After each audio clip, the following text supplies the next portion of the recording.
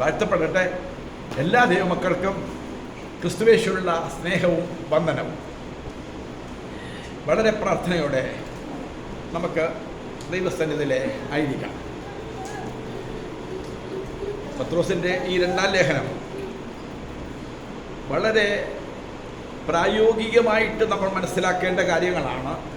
നമുക്കിന്ന് അല്പസമയം മാത്രമേ സമയം കിട്ടുന്നുള്ളൂ. അതുകൊണ്ട് ചുരുക്കിയൊന്ന് പറയുവാൻ ആഗ്രഹിക്കുകയാണ്. ഇവിടെ പറയുന്ന ഒന്ന് രണ്ട് കാര്യങ്ങൾ ഞാൻ പറഞ്ഞു പോവാം.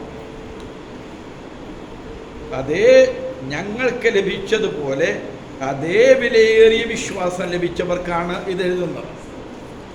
അപ്പോൾ വിശ്വാസം കിട്ടിയവരെ ഓർക്കണം, ഇത് ചെറുതല്ല, വിലയേറിയ വിശ്വാസമാണ് നമുക്ക് കർത്താവ് തന്നിരിക്കുന്നത്. വിലയേറിയതാണ്. അതിന് വില കുറച്ച് വിശ്വാസ ജീവിതത്തെ കാണരുത്. അപ്പോൾ പത്രോസിനെ ഇപ്പം നമ്മൾ സാധാരണ ചിന്തിക്കും, കർത്താവ് ജീവിച്ചിരുന്ന കാലഘട്ടത്തിൽ അപ്പോസ്തലന്മാർ കർത്താവിനെ, യോഹന്നാൻ കർത്താവിൻ്റെ മാർവിരിച്ചാരിയതുപോലെ, അല്ലെങ്കിൽ കർത്താവിൻ്റെ കൂടെ നടന്നതുപോലെ ഞങ്ങൾക്കുമൊക്കെ ഒന്ന് പറ്റിയിരുന്നെങ്കിൽ, സാധിച്ചിരുന്നെങ്കിൽ അല്ലേ നമ്മൾ ചിന്തിക്കുന്നതാണ്. ശ്രദ്ധിക്കണല്ലേ മക്കളെ, അല്ല, അന്നും നിങ്ങളുണ്ടായിരുന്നെങ്കിൽ നിങ്ങൾക്ക് ഇത്രയൊക്കെ വിശ്വാസം ഉണ്ടാകും. കാരണം അതേ വിലയേറിയ വിശ്വാസമാണ് ഇപ്പം നിങ്ങൾക്ക് കിട്ടിയിരിക്കുന്നത്. അതേ കർത്താവ് തന്നെയാണ് ഇവിടെയും നമ്മുടെ മധ്യത്തിൽ വന്നിട്ടുള്ളത്. അതിൻ്റെ രണ്ടാമത്തെ വാക്യം, ദൈവത്തിൻ്റെയും നമ്മുടെ കർത്താവായ യേശുവിൻ്റെ പരിജ്ഞാനത്തിൽ കൃപയും സമാധാനവും വർദ്ധിക്കുമാറാകട്ടെ. ദൈവത്തിൻ്റെയും യേശു ക്രിസ്തുവിൻ്റെയും ഒരു പരിജ്ഞാനമാണ് നമുക്ക് കൃപ ലഭിക്കാൻ കാരണമാക്കി തീർക്കുന്നത്. മൂന്നാം വാക്യം, തൻ്റെ മഹത്വത്താലും വീര്യത്താലും നമ്മെ വിളിച്ചവൻ്റെ പരിജ്ഞാനത്താൽ അവൻ്റെ ദിവ്യശക്തി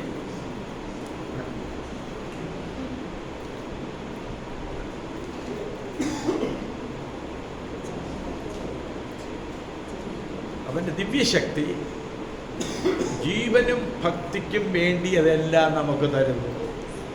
എന്താണ് നമ്മുടെ വിളിയെന്നൊന്ന് തിരിഞ്ഞു നോക്കണേ. നമ്മളെ വിളിച്ചത് തൻ്റെ മഹത്വം മാറ്റിവെച്ചിട്ടാണ് ഈ ലോകത്തിൽ കർത്താവ് വന്നത്. യേശു എങ്ങനെയാ നിന്നെ വിളിച്ചെന്നറിയാമോ? തൻ്റെ മഹത്വം ഉരിഞ്ഞു വെച്ചിട്ടാണ്. തൻ്റെ വീര്യത്തിൻ്റെ വിളിയാണ് വിളിച്ചിരിക്കുന്നത്. നമ്മളെ ഒരു കഷ്ടതയും ഒരു ഭാരവും വന്നിട്ട് തളർത്തിക്കളയാനല്ല വിളിച്ചത്. ആ മഹത്വവും വീര്യവും നമുക്ക് തരികയാണ്. എന്താണ് ഇത് ചെയ്യുന്നത്? അതുകൊണ്ടുള്ള ഗുണം എന്താ? ജീവനും ഭക്തിക്കും വേണ്ടിയതെല്ലാം, ഈ ജീവിതത്തിൽ ഭക്തിയോടെ ജീവിക്കാൻ ആവശ്യമുള്ളതെല്ലാം കർത്താവ് തരും. എൻ്റെ സാഹചര്യം അങ്ങനെ ആയിട്ടാണ്. എനിക്ക് ഉപവാസ പ്രാർത്ഥനയ്ക്ക് വരാൻ പറ്റാത്തത് ഇങ്ങനെ, എനിക്ക് കൂട്ടായ്മയ്ക്കൊന്നും സുവിശേഷ വിലയ്ക്കൊന്നും പോകാൻ പറ്റാത്തത് ഇന്ന കാരണങ്ങൾ കൊണ്ടാണ്. വെറുതെ ഈ വിളിക്കകത്ത് നിനക്കുള്ളതെല്ലാം ഒരുക്കി വെച്ചിട്ടുണ്ട്. ഹല്ലേലൂയ. ഈ കുരങ്ങിനെ പിടിക്കുന്നത് ഞാൻ കേട്ടിട്ടുണ്ട്, കണ്ടിട്ടില്ല. ഏതെങ്കിലും ഒരു വലിയ പാത്രം, ഇടുങ്ങിയ വാതിലായിരിക്കും. ഒരു കുരങ്ങിൻ്റെ കൈക്ക് കയറാൻ പറ്റുന്ന വാതിലായിരിക്കും. അതിനകത്ത് നല്ല ഏറ്റവും കുരങ്ങിന് ഇഷ്ടപ്പെട്ട സ്മെല്ലുള്ള ഭക്ഷണ പദാർത്ഥം വയ്ക്കും. കുരങ്ങ് വന്നിത് കിട്ടാൻ വേണ്ടിയിട്ട് നേരെ കൈ അങ്ങോട്ട് ഇടും. കൈയിട്ട് കഴിഞ്ഞാൽ കുരങ്ങ് പിന്നെ കൈവലിക്കാൻ നോക്കുമ്പം, അപ്പം കൈ ഇട്ടപ്പോൾ ഇങ്ങനെ ചുരുക്കിയിട്ടത് പിടിച്ചപ്പോൾ ആ സാധനത്തേക്കറി പിടിച്ചിരിക്കുക, അതിനകത്തുള്ള ഭക്ഷണത്തേക്കറി പിടിച്ചിരിക്കുക. പിന്നെ കൈ വരുമോ? കൈ വരുത്തില്ല. എന്നാൽ നിന്റെ കയ്യിരിക്കുന്നത് വിട്, ചെയ്യത്തില്ല. നിന്റെ ജീവനല്ലേ വലുത്. നിന്റെ കയ്യിലിരിക്കുന്ന ഭക്ഷണ പദാർത്ഥം വീട്, നിന്റെ ജീവൻ എന്നൊക്കെ കിട്ടും. ശത്രുക്കൾ വന്ന് ആ വഴിക്ക് കുരകരെ പിടിക്കും. ഇതുപോലെ നമ്മുടെ ജീവിതം. എൻ്റെ സാഹചര്യം ഒന്നും മാറട്ടെ, നീ ഒന്ന് കൈവിട്. നിനക്ക് വേണ്ടി ദൈവം നല്ലതൊരുക്കി വെച്ചിട്ടുണ്ട്. ഞാൻ വിടത്തില്ല. കുരങ്ങനെ ബുദ്ധിയില്ലാതിട്ടാണോ? കുരങ്ങനെ ബുദ്ധി കൂടുതലാണ്. അവൻ വിടത്തില്ല. അവൻ അതിൻ്റെ അകത്തിരിക്കുന്ന ഭക്ഷണത്തിൽ നിന്നും കൈവിടത്തില്ല. അവൻ്റെ ജീവൻ അതോടെ നഷ്ടപ്പെടുകയാണ്. നമ്മുടെ നരകത്തിലേക്കുള്ള യാത്രയുടെ കാരണം ഇതാണ്. നമ്മൾ ഇവിടെ ഒരു കടുംപിടുത്തം പിടിച്ചിരിക്കുക എവിടെയോ. അത് കഴിഞ്ഞിട്ട് ഇത് ശരിയാകുകയാണെങ്കിൽ ഞാൻ ദൈവത്തെ കൂടുതൽ സേവിക്കും. ആയുസ് നിനക്ക് പറ്റത്തില്ല, നീ വിടത്. അപ്പോൾ നിനക്ക് വേണ്ടിയിട്ട് ദൈവത്തിൻ്റെ വാതിലുകൾ തുറക്കപ്പെടും. അതിൻ്റെ 4-ാം വാക്യം, തൻ്റെ മഹത്വത്താലും 4-ാം വാക്യം, അവയാൽ അവൻ നമുക്ക് വിലയേറിയതും അതിമഹത്വമായ വാഗ്ദത്തങ്ങളും നൽകിയിരിക്കുന്നു. ഇവയാൽ നിങ്ങൾ ലോകത്തിൻ്റെ മുഖത്താലുള്ള നാശം വിട്ടൊഴിഞ്ഞിട്ട് ദിവ്യ സ്വഭാവത്തിന് കൂട്ടാളികളായി തീരുവാൻ ഇടവരുന്നു. ദയവായി ശ്രദ്ധിക്കുക. അവയാൽ, ഇവയാൽ എന്താണ്? അവയാലും ഇവയാലും പറയുന്നത്. അവയാൽ എന്ത് സംഭവിച്ചു? ഈ വിളിച്ചിട്ട് ചുമ്മാ വിളിച്ചതല്ലെന്ന്. ഈ വിളിക്കകത്ത് ദൈവം നമുക്ക് നൽകിയിരിക്കുന്നത് വിലയേറിയ മഹത്തായ വാഗ്ദത്തങ്ങളാണ്. വിലയേറിയതും അതിമഹത്വമുള്ള വാഗ്ദത്തങ്ങൾ. എന്തായി? വിലയേറിയ വാഗ്ദത്തം. നിന്റെ കൊട്ട, നിന്റെ മാവ് കുഴയ്ക്കുന്ന തൊട്ടി അനുഗ്രഹിക്കപ്പെടും. അതാണോ വിലയേറിയ? ഇവിടെ ആരും നിങ്ങളില്ലേ? കൊച്ചിൻ്റെ കൂടെയാണോ നിങ്ങൾ?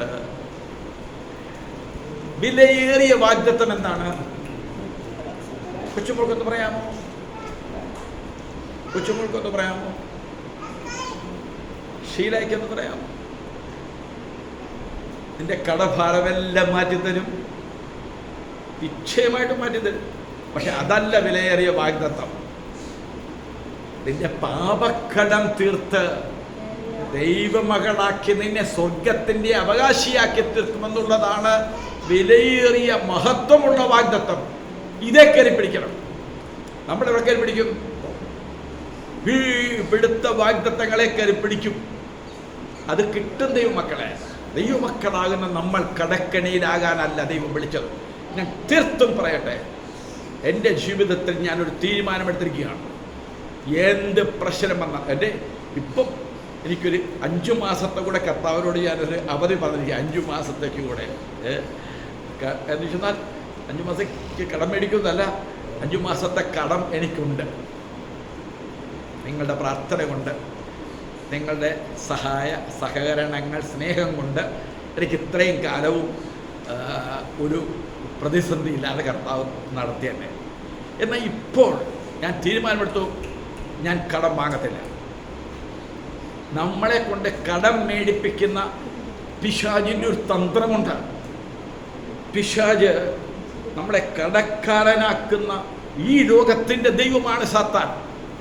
കടം വാങ്ങുന്നവൻ അടിമയാണ്. കടം വാങ്ങുന്നവൻ പിശാചിൻ്റെ അടിമയാണ്.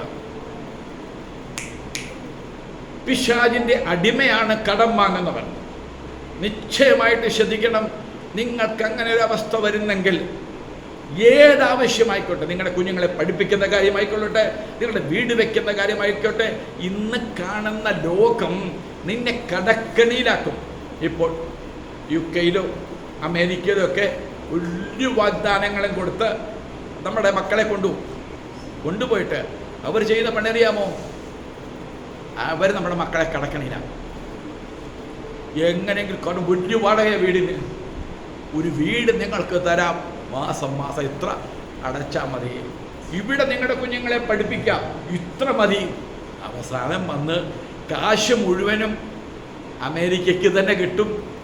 കാശ് മുഴുവൻ അമേരിക്കക്കാർ കൊണ്ടുപോകും. അവസാനം നമുക്ക് മിച്ചം വരുമ്പോൾ കടം. ഇന്ന് നടക്കുന്ന കാര്യമായി പറയുന്നത് അമേരിക്കയുടെ കാര്യം മാത്രമല്ല പറഞ്ഞത്, മറ്റ് ഗൾഫ് കൺട്രീസിലൊക്കെ ഇങ്ങനെ സംഭവിക്കുന്നുണ്ട്. അവസാനം കഴിഞ്ഞ ദിവസം എന്നൊരു കുട്ടി പിടിച്ചു. ഭാര്യയും ഭർത്താവും ജോലിയോ കുവൈറ്റിലെ. ഒന്ന് നാട്ടിൽ വരാൻ വലിയ ഹോസ്പിറ്റൽ നേഴ്സാ, നിവൃത്തിയില്ല. സാഹചര്യം അങ്ങനെ മിച്ചമില്ല. നിങ്ങൾ ചിന്തിക്കുന്ന പോലൊന്നുമല്ല. ഇപ്പം നമ്മുടെ മക്കളെ ഏതെങ്കിലും ദേശത്തയച്ച് അവർ എന്തു ചെയ്യും? അവരുടെ ഭാര്യയൊക്കെ കൊണ്ടുപോകും, അവരുടെ കുഞ്ഞുങ്ങളെ അവിടെ പഠിപ്പിക്കും, എന്നിട്ട് അമ്മയോട് പിടിച്ച് പറയും, അമ്മേ ഇനി എൻ്റെ അടുത്ത് നിന്നും പ്രതീക്ഷിക്കല്ലേ, ഞങ്ങൾക്കിവിടെ മാസം കടവാണ്. അപ്പ ഇനി ഞങ്ങളോട് ഒന്നും എടാ ഇവിടെ നിൻ്റെ കാശ് അതും അങ്ങനെ നിനക്ക് വേണ്ടി ചെയ്ത് ഇങ്ങനെ കൊടുക്കാനുണ്ടല്ലേ, ഇടി നിനക്ക് വേണ്ടി ചെയ്ത് ഇങ്ങനെ കൊടുക്കാല്ലേ. എനിക്കറിയണ്ട, എനിക്കൊരു നിവൃത്തിയില്ല. ഇന്ന് നടക്കുന്ന കാര്യമാണ് ഞാൻ ഈ പറയുന്നത്. അവർക്ക് വലിയ വീട് വയ്ക്കും, അവർക്ക് വലുത് ചെയ്യും. കാരണം അവരിൽ ഒരു സെൽഫുണ്ട്. അവരുടെ കുടുംബം നന്നാക്കുക. എൻ്റെ അപ്പനും അമ്മയെ കഷ്ടപ്പെട്ടാണ് വളർത്തിയതെന്നോ പഠിപ്പിച്ചതെന്നോ കരഞ്ഞതെന്നോ അവരെ മറപ്പിച്ച് കളയുന്ന ലോകം അതുപോലെ ഭാരമാകും, അതുപോലെ കടക്കണിയാവും. അവർക്ക് കടം വരുമ്പം അവർ സഹോദരങ്ങളെയെല്ലാം മറക്കും. ഇതാണ് ലോകം. കടം വാങ്ങരുത്. ഞാൻ ദൈവസ്നേഹത്തിലൊപ്പിക്കുക. ബ്ലേഡ് പലിശയ്ക്കെന്ന് പറയുന്നത് നിങ്ങൾ തൊട്ട് മേടിക്കരുത്. ഇൻ കേസ് ഏതെങ്കിലും അതുപോലെ നിങ്ങൾക്ക് ദൈവാത്മ പ്രേരണയുണ്ടെങ്കിൽ ബാങ്ക് സംബന്ധമായിട്ട് വാങ്ങാം, അല്ലാതെ പുറത്തുനിന്നുള്ള കടം വാങ്ങരുത്. അല്ലെ, നിങ്ങളുടെ ആത്മീയം തകർന്നു പോകും. നിങ്ങൾക്ക് ദൈവവേല ചെയ്യാൻ പറ്റത്തില്ല. പിന്നെ ഹല്ലേലൂയ. അങ്ങനെയല്ല നമ്മൾ വീട് വെക്കേണ്ടത്, അങ്ങനെയല്ല നമ്മൾ ഫ്രിഡ്ജ് വാങ്ങേണ്ടത്, അങ്ങനെയല്ല നമ്മൾ മക്കളെ പഠിപ്പിക്കേണ്ടത്, അങ്ങനെയല്ല. ഞാൻ തീർത്തും പറയാം, മക്കളെ പഠിപ്പിക്കേണ്ട അങ്ങനല്ല. നമ്മുടെ കാര്യങ്ങളെല്ലാം ഇപ്പം നമ്മൾ അറിയത്തില്ല, 5000 വെച്ച് കൊടുത്താൽ മതിയല്ലോ. നമ്മൾ അറിയത്തില്ല, അല്പം കഴിയുമ്പോഴാണ് എൻ്റെ വേദന നമ്മൾ മനസ്സിലാക്കുന്നത്. കടം വാങ്ങുന്നവൻ പിശാചിൻ്റെ അടിമയാണ്, അവൻ ദൈവത്തിൻ്റെ അടിമയല്ല. പിന്നെ ഞാനൊന്ന് പറയാം, നിങ്ങൾക്ക് വീട്ടിൽ ഇന്ന് അരി ഇല്ല, നിങ്ങൾക്ക് അല്പം ഭക്ഷണം വെക്കാൻ കുഞ്ഞുങ്ങൾക്ക് കൊടുക്കാനില്ല. തീർച്ചയായിട്ടും നാളെ കൊടുക്കാം, മറ്റന്നാൾ കൊടുക്കാമെന്ന് പറഞ്ഞ് അത് കർത്താവ് പറയുന്നുണ്ട് വചനത്തിൽ. നമുക്കതിനുള്ള വ്യക്തമായിട്ട് കർത്താവ് പറഞ്ഞിട്ടുണ്ട്. വായ്പ ചോദിക്കുന്നവനോട് കൊടുക്കാതെ വിടരുത്, വായ്പ ചോദിച്ചാൽ കൊടുക്കാതെ വിടരുത്. അങ്ങനെ നമുക്ക് വാങ്ങാം. അല്ലാത്തതെല്ലാം നമ്മുടെ മോഹത്തിൽ നിന്നാണ് വരുന്നത്. മോഹം ഗർഭം ധരിച്ചാൽ പാപത്തെ പ്രസവിക്കുന്നത്. മോഹം വേണ്ട, നമുക്ക് ഉള്ളത് കൊണ്ട് തൃപ്തിപ്പെടണം. ഞാൻ വിഷയം വിട്ടുപോയെങ്കിലും ഒന്ന് പറഞ്ഞു എന്ന് മാത്രമേ ഉള്ളൂ. ഇവിടെ വിലയേറിയതും അതിമഹത്വമുള്ള വാഗ്ദത്തം തന്നിരിക്കുന്നു. എന്തിനാ ഈ വാഗ്ദത്തം തന്നത് മോളെ? എന്തിനാ ഈ വാഗ്ദത്തം തന്നത്? വിലയേറിയതും അതിമഹത്വമുള്ള വാഗ്ദത്തം തന്ന എന്തിനാ? ഇവയാൽ ഏതിനാല? വിളിച്ചതിൻ്റെ വിളിയാൽ വിലയേറിയത് മഹത്വമുള്ള വാഗ്ദത്തം. അവയാൽ അയച്ചോളെ, അവയാൽ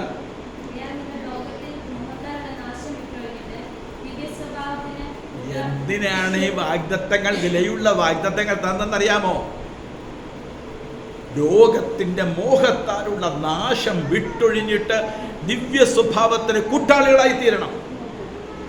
ഇവിടെ എല്ലാവരും ദയവായിട്ട് തന്നെ അല്പസമയം മാത്രമേ ഇന്ന് ഞാൻ ശുശ്രൂഷിക്കുന്നു. ദയവായിട്ട് ശ്രദ്ധിച്ചാട്ടെ. ദിവ്യ സ്വഭാവം എന്നിൽ ഉണ്ടാകാനാണ് ഈ വാഗ്ദത്തങ്ങൾ തന്നത്. നിങ്ങൾ കയറി വിലയില്ലാത്ത വാഗ്ദത്തങ്ങളെ പിടിച്ചാൽ ദാവീദിന് കിട്ടിയതും ഇസ്രായേൽ മക്കൾക്ക് കിട്ടിയതുമായ വാഗ്ദത്തങ്ങളുണ്ട്. ഇതൊക്കെ നിങ്ങൾ പിടിച്ചാൽ ഈ പരിപാടി നടക്കത്തില്ല. നിങ്ങൾ ഇവിടെ ശ്രദ്ധിക്കുന്നുണ്ടോ? ഒന്ന് പ്രതികരിച്ചുകൂടെ? ഒന്ന് കരമുയർത്തിക്കൂടെ? ഒരു ആമേൻ പറഞ്ഞുകൂടെ?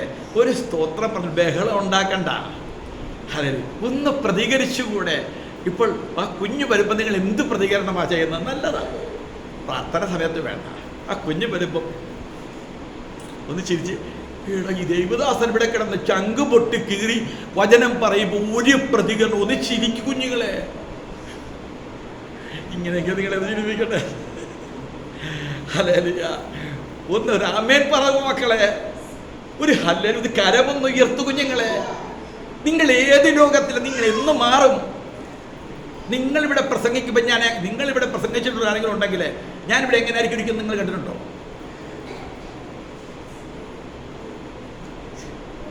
ഇങ്ങനെയൊക്കെയാണ് നിങ്ങൾ പ്രസംഗിക്കുമ്പോഴത്തേക്കും പൊട്ടത്തരം വിളിച്ച് പറയുന്നത് കേട്ടിട്ട് ഞാൻ പറഞ്ഞിട്ടുണ്ട് കൺവെൻഷൻ പ്രസംഗമാണെന്ന്. പൊട്ടത്തരം വിളിച്ച് പറഞ്ഞിട്ട് ഞാൻ പറഞ്ഞു ഇന്ന് അനുഗ്രഹിക്കപ്പെട്ട കൺവെൻഷൻ പ്രസംഗമാണ് നമ്മൾ കേട്ടെന്ന് പറഞ്ഞിട്ടുണ്ട്. ഹല്ലേലൂയ. ഞാനൊരു കോറങ്ങൾ ഇത്ര പൊക്കാനേ പറ്റത്തുള്ളൂ. ഇത്ര ഹല്ലേലൂയ പൊക്കി ഉയർത്തിപ്പിടിച്ചുകൊണ്ട് ഞാൻ പറഞ്ഞിട്ടുണ്ട്. Amen hallelujah. ഞങ്ങൾ പറഞ്ഞു പോവും, കർത്താവ് പറയിച്ചിരിക്കും നിങ്ങളെ കൊണ്ട്. ഹല്ലേലൂയ. ദൈവത്തിന് സ്തോത്രം ചെയ്യുന്നു. അപ്പോൾ ഞാൻ സൂചിപ്പിച്ചത് ഈ ദാവീദിന് കിട്ടിയ, എലിയാവിന് കിട്ടിയ, അല്ലെങ്കിൽ പഴയ നിയമ ഭക്തന്മാർക്ക് കിട്ടിയ വാഗ്ദത്തങ്ങളുണ്ട്. അത് നമുക്ക് സൃഷ്ടാവെന്ന നിലയിൽ നമുക്കുണ്ടത്. നമുക്ക് കിട്ടും ഈ നന്മകൾ. ഇതേ കയറി പിടിച്ചാൽ നിന്നെ ക്രിസ്തുവിനെ പോലെ ആക്കത്തില്ലെന്ന് നോക്ക്. മനസ്സിലായോ? ഇല്ല അല്ലേ? ആ വാഗ്ദത്തങ്ങളെ പിടിച്ചാൽ ഇവിടുത്തെ സമ്പത്ത് കിട്ടും. ആ വാഗ്ദത്തങ്ങളെ പിടിച്ചാൽ ഇവിടുത്തെ നന്മകളെ കിട്ടും. ഇല്ല, നീ പറയത്തില്ല. പക്ഷേ നീ ക്രിസ്തുവിൻ്റെ ശത്രുവായി മാറും, സുവിശേഷത്തിൻ്റെ ശത്രുവായി മാറും. രണ്ടും കൂടെ കിട്ടത്തില്ല. ഇങ്ങനെ അങ്ങനല്ലേ അവയാൽ നിങ്ങൾ, ഹല്ലേലൂയ, അവിടെ നമ്മൾ വായിച്ച ഇങ്ങനെയാണ്, ഇവയാൽ നിങ്ങൾ ലോകത്തിൻ്റെ മോഹത്താലുള്ള നാശം വിട്ടൊഴിയും. ലോകമോഹം, ഇവിടുത്തത് കാണാൻ, ഇവിടുത്തെ ഉയർച്ച കാണാനുള്ള മോഹം, ആ നാശത്താൽ, ലോകത്തിൻ്റെ മോഹത്താലുള്ള നാശം വിട്ടൊഴിഞ്ഞിട്ട്, ഹല്ലേലൂയ, ഇവിടെ ഇന്ന് ഈ പോപ്പുലർ പ്രീച്ചേഴ്സിൽ നിന്നും കേൾക്കുന്നത് കൊണ്ട് നമുക്കുണ്ടാകുന്ന ഗുണമെന്താ? നിങ്ങൾ കേൾക്കുന്ന യൂട്യൂബ് മെസ്സേജുകൾ കേട്ടാൽ നിങ്ങൾക്ക് എന്ത് ഗുണമുണ്ടാകും? പാസ്റ്ററെ എങ്ങനെ വെട്ടാം കിട്ടുന്ന ഇവിടെ ഇത് പാസ്റ്റർക്കിട്ടൊരു പടയെടുക്കാൻ പറ്റിയ സന്ദേശം. ഒന്ന്. രണ്ട്, എങ്ങനെ സമ്പന്നനാകാം, എങ്ങനെ വിടുതൽ പ്രാപിക്കാം. ഇവയാൽ ലോകത്തോടുള്ള നമ്മുടെ മോഹം വർദ്ധിക്കുകയാണോ ചെയ്യുന്നത്? ലോകത്തോടുള്ള എൻ്റെ മോഹം വർദ്ധിക്കുന്ന പ്രസംഗമുണ്ടെങ്കിൽ അത് ദൈവവചനമല്ല. ഇവിടെ കാശുണ്ടാക്കാനുള്ള മാർഗമാണ് സുവിശേഷമെന്ന്. ഇന്നത്തെ സുവിശേഷീകരണം, ഒരു പാസ്റ്ററായാൽ അവരുടെ ലക്ഷ്യം എന്താണെന്നറിയാമോ? കാശുണ്ടാക്കുക എന്നുള്ളതാണ്, ഉന്നതനാകുക എന്നുള്ളതാണ്, അധികാര സ്ഥാനങ്ങൾ കീഴടക്കുക എന്നുള്ളതാണ്. അത് സുവിശേഷമല്ല സഹോദരങ്ങളെ, അല്ല പ്രിയ മക്കളെ, അല്ല. സുവിശേഷം ലോകത്തിൻ്റെ മോഹത്തിൻ്റെ നാശം വിട്ടൊഴിയുന്നു. ഇപ്പോൾ എല്ലാം ഞാൻ വിൽക്കുന്നു. ഞാൻ രക്ഷിക്കപ്പെട്ടിങ്ങോട്ട് വന്ന് ദൈവവേല ചെയ്യാൻ തീരുമാനമെടുത്തപ്പോൾ എനിക്കൊരു 4 സെന്റ് സ്ഥലവും എനിക്ക് ഒരു കൊച്ചു കൂരയും വിറ്റ് സുവിശേഷത്തിന് വേണ്ടി ഇറങ്ങിത്തിരിക്കുവാനിടയായിത്തീർന്നു. മാത്രമല്ല, കിട്ടുന്ന കാശിനകത്തുനിന്ന് എല്ലാ ആഴ്ചയിലും വരുന്നവർക്ക് അവൻ കൂട്ടായ്മയ്ക്ക് വരുമ്പം ആ തുടങ്ങിയ സമയത്ത് ഇപ്പോൾ അന്നൊക്കെ 7 പേര് 8 പേരൊക്കെ എങ്ങനെ വന്നാലും ഒരു 9 പേര് ഒക്കെ കാണും അന്നത്തെ ഉപവാസ പ്രാർത്ഥനയ്ക്ക്. ഇപ്പം സഭ വളർന്ന് ഇത്രയും വർഷമായപ്പം സഭയ്ക്കകത്ത് 2 പേര് ഉപവാസ പ്രാർത്ഥനയ്ക്ക്. എന്താ കാരണം? ഞാൻ പ്രസംഗിക്കുന്ന ഈ വചനം അത് കാതിന് കുളിർമ കിട്ടുന്നതല്ല, അത് മനസ്സിനെ സന്തോഷിപ്പിക്കുന്നതല്ല. ഞാൻ പ്രാപിച്ച ഈ വചനം ലോകത്തിൻ്റെ മോഹത്താലുള്ള നാശത്തെ വിട്ടുപേക്ഷിക്കുന്നതാണ്. ഇവിടെ ഞാൻ എല്ലാം യേശുവിന് വേണ്ടി ചവറെന്നെണ്ണുന്നതാണ്.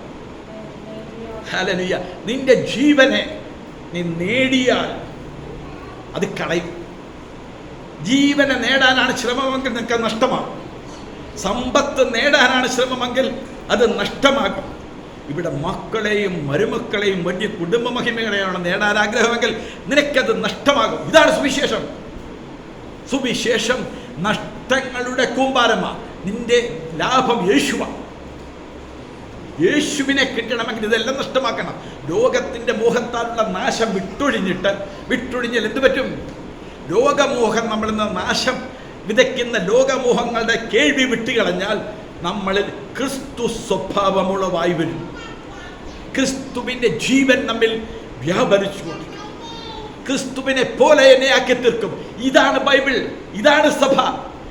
ഇതല്ലാത്ത സഭയും ഇതല്ലാത്ത പ്രസംഗങ്ങളും ശുശ്രൂഷകളുമെല്ലാം വ്യാജച്ചരക്കാണ്. വ്യാജച്ചരക്ക് നമുക്ക് കേൾക്കാൻ ഇഷ്ടമുള്ളതെല്ലാം വ്യാജം. ഇപ്പം നാഷണൽ പാനാസോണിക്കിൻ്റെ ഒരു നല്ല സിസ്റ്റം വേണമെങ്കിൽ അതിന് വലിയ വില കൊടുക്കണം. പക്ഷേ നാഷണൽ പാനാസോണിക് എന്നും പറഞ്ഞുകൊണ്ട് ഇവിടെ കോഴിക്കോട് നിന്ന് സെറ്റുകൾ ഇറങ്ങും 1500 രൂപ, മറ്റത് 45,000 രൂപ 50,000 രൂപ വരെ. ഇത് 1500 കിട്ടും. അതുപോലെ തന്നെ പാട്ടും കാര്യങ്ങളൊക്കെ കേട്ടെന്ന് അതുപോലെ തന്നെ തോന്നും. പക്ഷേ 3-ാം മാസം ചവറ്റുകുട്ടയിടണം. നിൻ്റെ പൈസയും പോയി, നിൻ്റെ അധ്വാനവും പോയി, കാര്യമൊക്കെ പോയി. ഇതുപോലെ വ്യാജ ചരക്കുകളെ സൂക്ഷിക്കണം നമ്മൾ. അപ്പം ലോകത്തിൻ്റെ മോഹത്താലുള്ള നാശം വിട്ടൊഴിഞ്ഞിട്ട് ദിവ്യ സ്വഭാവത്തിന് കൂട്ടാളികളായിത്തീരണം.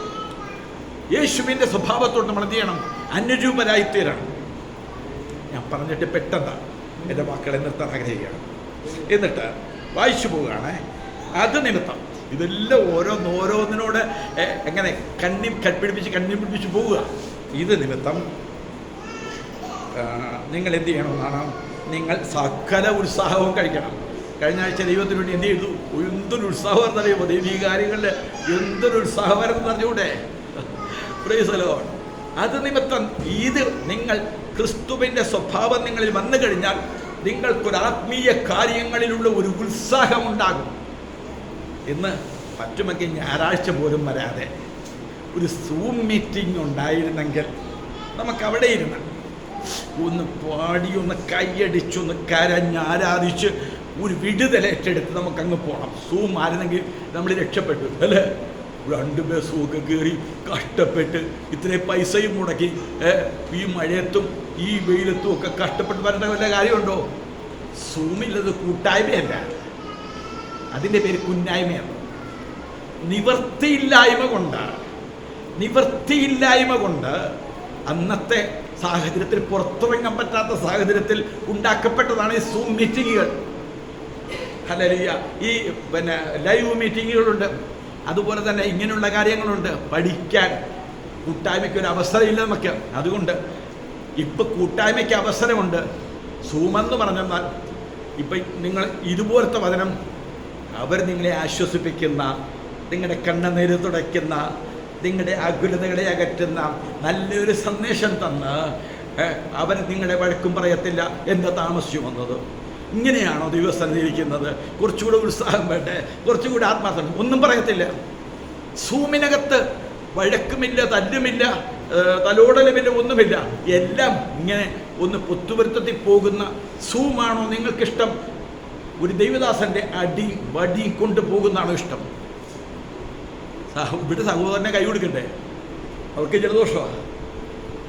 കഴിഞ്ഞ ആഴ്ച ഇവിടെ ഒരു സഹോദരിയുടെ വീട്ടിൽ ഞാൻ ചെന്നപ്പോൾ പറഞ്ഞു, പാസ്റ്ററെ ഞങ്ങൾക്ക് ഭയങ്കര ദുഃഖമുണ്ട്, പാസ്റ്ററുടെ പ്രസംഗം ഞങ്ങളെ വളരെ ആശ്വസിപ്പിച്ചെങ്കിലും എൻ്റെ മകന് കഴിഞ്ഞ ആഴ്ച സഭായോഗത്തിന് വന്നില്ല. ആദ്യമായിട്ട് വന്ന സഹോദരങ്ങളാണ്, ഇന്ന് അവർക്ക് സുഖമില്ലാതിരിക്കുന്നു. അവർ പറഞ്ഞു, ഒരു മനുഷ്യൻ എൻ്റെ കുഞ്ഞിനോടൊന്നും മിണ്ടിയില്ല. 17-18 വയസ്സുള്ള ഒരു ചെറുപ്പക്കാരൻ, +2 പഠിക്കുന്ന മകൻ വന്നിട്ട്, നമ്മളെല്ലാം കൂട്ടക്കാരും ബന്ധുക്കളും, അവനെ കണ്ട ഭാവം നടിച്ചില്ല. അവർ പറഞ്ഞു ഞങ്ങൾ ഹൈദരാബാദിലെ കൂട്ടായ്മയ്ക്ക് പോയിക്കൊണ്ടിരുന്നതാണ്. ഹൈദരാബാദിൽ കൂട്ടായ്മയ്ക്ക് പോയിക്കൊണ്ടിരുന്നു. എൻ്റെ പാസ്റ്ററുടെ സ്നേഹം കണ്ടാണ് ഞങ്ങൾ ആ കൂട്ടായ്മയ്ക്കകത്ത് പോയത്. ഞങ്ങളിവിടെ ആലപ്പുഴയ്ക്ക് വന്നപ്പോൾ കൂട്ടായ്മ എന്ന് പറഞ്ഞപ്പോൾ ഞങ്ങൾ പ്രതീക്ഷിച്ചത് അതാണ്. ഞങ്ങളെ ഒന്ന് അന്വേഷിക്കാൻ, ഞങ്ങളുടെ മുഖത്ത് നോക്കി ഒന്ന് ചിരിക്കാൻ, അവനെ ഇവിടെ നിന്ന് കൈ കൊടുക്കാൻ, അവനെ ഒന്ന് കെട്ടിപ്പിടിക്കാൻ, അവൻ എന്ത് ചെയ്യുന്നെന്ന് ചോദിക്കാൻ തയ്യാറാകാത്ത സഹോദരന്മാർ, അവരുടെ ദുഃഖമറിയാത്ത സഹോദരിമാർ. ഇതിൻ്റെ പേരെന്താ? ഇത് ഫെല്ലോഷിപ്പാണോ? ഇത് ദൈവസഭയാണോ? ഇങ്ങനെയായിരുന്നു നിങ്ങളിവിടെ ആദ്യം വന്നപ്പോൾ എങ്ങനെയായിരുന്നു? എങ്ങനെയായിരുന്നു? ഹല്ലേലൂയ. എന്നോട് ചില പ്രിയപ്പെട്ടവർ പറയും, അയ്യോ എല്ലാവരും കൂടുള്ള സ്നേഹം തന്നപ്പോൾ അപ്പോൾ തന്നെ ഞങ്ങളുടെ മനസ്സ് തണുത്തു. എല്ലാവരും വന്ന് വിശേഷം തിരക്കി, എല്ലാവരും വന്ന് ഞങ്ങളുടെ പ്രാർത്ഥനാ വിഷയങ്ങൾ തിരക്കി. അത് ദൈവസഭ. ഇപ്പം ഇവിടെ കൂടുന്നത് ഏത് സഭയാണ്? ഒരു ആരാധനക്കകത്തൊന്ന് തുള്ളിച്ചാടി പറഞ്ഞില്ലേ, അത് വ്യാജമാണെന്ന് നിങ്ങൾ മനസ്സിലാക്കണം. സ്നേഹമാണ് ദൈവം, അല്ല സ്നേഹം തന്നെയാണ് ദൈവം. വന്ന സഹോദരൻ സ്നേഹം കണ്ടില്ലെങ്കിൽ, വന്ന സഹോദരി സ്നേഹം കണ്ടില്ലെങ്കിൽ, അപ്പോൾ പറഞ്ഞു പാസ്റ്റർ പറഞ്ഞ ആ പ്രസംഗത്തിനകത്ത് അത് പറഞ്ഞപ്പോൾ ഞാൻ അവിടെ ഇരുന്ന് വല്ലാതെ, എന്നിട്ട് ഞാൻ എന്ത് ചെയ്തു? ഞാൻ ചെയ്തു, അവിടെ വന്നവരുടെ അടുത്തെല്ലാം ഞാൻ കയറി വിളിച്ചു. എന്താണ് പേര്, എവിടെയാണ് താമസിക്കുന്നത്, മിണ്ടി. അവർ വന്നവർ, പുതിയതായിട്ട് വന്നവർ. നമുക്ക് ലക്ഷ്യം തോന്നാത്ത എന്താ? നമുക്കൊന്ന് അനുതാപം വരാത്ത എന്താ? നമുക്കെന്തുണ്ട്? നമുക്ക് 2-3 കൂട്ടുകാരുണ്ട്, അവരെ കണ്ട് നമുക്ക് പിന്നെ സഭയ്ക്കകത്തൊരു ജോലിയുണ്ട്. ഈ പായൊന്ന് മടക്കി കസേര കൂടെ നമ്മൾ ഈ സോക്കെ, ഞാൻ സഭയിൽ അന്യനൊന്നുമല്ല, ഇത്ര കാര്യം ചെയ്തപ്പോൾ ഞാൻ ഈ സോക്കെ ഇടാം. നീ 5 മണി വരെ പറഞ്ഞില്ലേ ഇവിടെ ശുശ്രൂഷ കഴിയുമ്പം എന്താ ഇത്ര കണ്ട് നേരത്തെ താമസിച്ചു വന്ന് നേരത്തെ പോകുന്നത്? നീ ഏത് സഭയുടെ മെമ്പറാ? നമ്മളിൽ മാറ്റം വരും ഈ 2024. എന്നിട്ട് സഭയ്ക്കകത്ത് ആത്മാക്കളെ കൊണ്ടുവരും. വരുന്നവൻ ചത്താണ് പോകുന്നത്. പലരും എന്നോട് പറയുന്ന കാര്യമായി, ഇത് ഒരാളല്ല പറയുന്നത്. അവിടെ വന്നാൽ അവർ 2-3 പേര് തമ്മിലുള്ള ബന്ധമുണ്ട്. ഞങ്ങളെ ഒന്നും ആരും അറിയത്തില്ല. അവർക്ക് നമ്മളെ വേണം. അവർ യേശുവിനെ കണ്ടിട്ടില്ല. ഹല്ലേലൂയ. സഹോദരങ്ങളെ, ഞാൻ ഓർപ്പിക്കട്ടെ, ഈ ഉത്സാഹം നിങ്ങൾക്കുണ്ടോ? ആത്മീയ കാര്യങ്ങളിൽ ഒരു ആത്മാവിനെ ഒന്ന് സുവിശേഷം പറയാൻ പോകത്തില്ല. ഇവിടെ ഉച്ചകഴിഞ്ഞൊന്ന് പരസ്യവും ചെയ്യാൻ പറഞ്ഞത്. ഈ സമയത്ത് ഏത് ലോകത്ത് വേണമെങ്കിലും കല്യാണത്തിന് പോകും, ഏത് മരണത്തിനും പോകും. വിശേഷം പറയാൻ ഹല്ലേലൂയ ഒന്ന് സഭയായിട്ടൊരു ഐക്യതയുടെ ബന്ധമുണ്ടാകാത്ത അനുഭവങ്ങൾ ദൈവമക്കൾ അതിനായിട്ട് സഹായിക്കട്ടെ. അപ്പം അത് നിമിത്തം നിങ്ങൾ സകല ഉത്സാഹവും കഴിക്കണം ആത്മീയ കാര്യങ്ങളിൽ. എന്നിട്ട് വായിക്കുന്നത് ഒന്ന് ശ്രദ്ധിക്കണം പ്രത്യേകമായിട്ട്. നിങ്ങളുടെ വിശ്വാസത്തോട് വീര്യം വരണം. വിശ്വാസം വീര്യമുള്ളതായി തീരണം. വീര്യം പോരാ, പരിജ്ഞാനവും കൂടെ വേണം. പരിജ്ഞാനത്തോട് ഇന്ദ്രിയ ജയം വേണം. വിവരിക്കാൻ സമയമില്ലാത്തതുകൊണ്ട് ഞാൻ നിർത്തുകയാണ്. ഇന്ദ്രിയ ജയത്തോട് സ്ഥിരത വേണം. ഇന്ദ്രിയ ജയം ഒരിക്കലല്ല, ആത്മസംയമനം വേണം. അത് സ്ഥിരമായിരിക്കണം. സ്ഥിരതയോട് ഭക്തി വേണം. സ്നേഹം, സ്ഥിരതയോട് ഭയം വേണം. ദൈവഭയം വേണം. ഇന്നില്ല, ദൈവഭയമില്ല. ഭക്തിയോട് സഹോദരപ്രീതി, ഇതാണ് ഞാൻ പറഞ്ഞത്. സഹോദരപ്രീതി എപ്പോഴും കാണുന്ന രണ്ട് സഹോദരന്മാരെ കൈപിടിച്ച് പോകുന്നതല്ല. Okay bye hallelujah. ജാതികൾക്ക് ഇതിനേക്കാൾ കൂടുതൽ ബന്ധവും അവരുടെ ക്ഷേത്രങ്ങളിലോ സംഘടനകളിലോ ചെല്ലട്ടെ, അവർക്ക് അതിനേക്കാൾ വലിയ സ്നേഹമുണ്ട്. അതുകൊണ്ട് ഇങ്ങനെ ഭക്തിയോട് സഹോദരപ്രതിയോട് സ്നേഹമില്ലാണ്ട് അഭിനയിക്കരുത്. സ്നേഹവും കൂട്ടിക്കൊള്ളുവീൻ. ഇതെന്ത് ചെയ്യണം? 1 + 1 അടുത്ത് 2 + 1 3 ഇങ്ങനെ കൂട്ടിക്കൊള്ളണം. ഞാൻ ചോദിക്കട്ടെ, ഈ നിങ്ങൾ വിശ്വാസത്തിൽ വന്നിട്ട് ഇത് കൂടിയോ കുറഞ്ഞോ? നിങ്ങൾ അതിനെ വിധിക്കുക. കൂട്ടിക്കൊള്ളുവിൻ. ഇത് കൂടുന്നില്ലെങ്കിൽ ഇപ്പം നിങ്ങൾ പറയുന്ന വാക്കുകൂടെ ഒന്ന് കേൾക്കുക. ഇവ നിങ്ങൾക്കുണ്ടായി ഇങ്ങനെ കൂടി വർദ്ധിക്കുന്നുവെങ്കിൽ കർത്താവായ യേശുക്രിസ്തുവിൻ്റെ പരിജ്ഞാനം സംബന്ധിച്ച് നിങ്ങൾ ഉത്സാഹമില്ലാത്തവരും നിഷ്ഫലന്മാരും ആയിരിക്കത്തില്ല.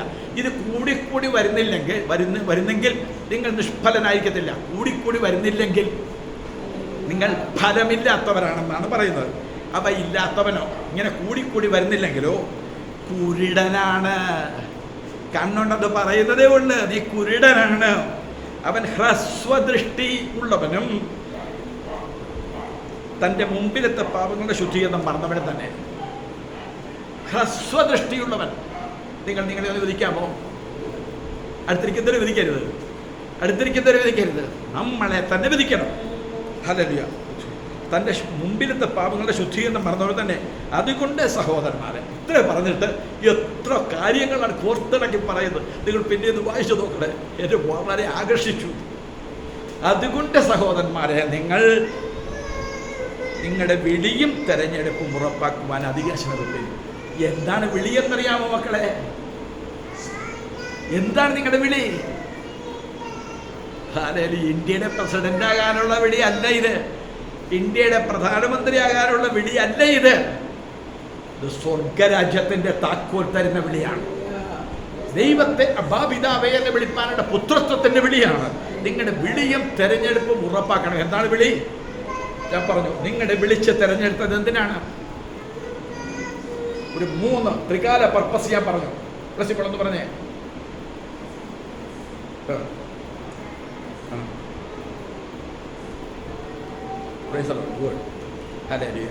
അതെല്ലാവരും കേൾക്കുമെന്ന് പറയാം മൈക്കിനകത്ത്.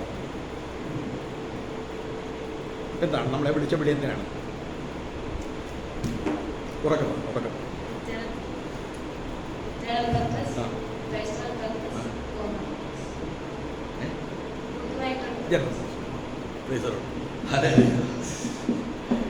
പറയാ. എന്താണ് വിളി? എന്തിനാ വിളിച്ചത്? ഞായറാഴ്ച ഒന്ന് കൈകൊട്ടിപ്പാടി ആരാധിക്കാൻ.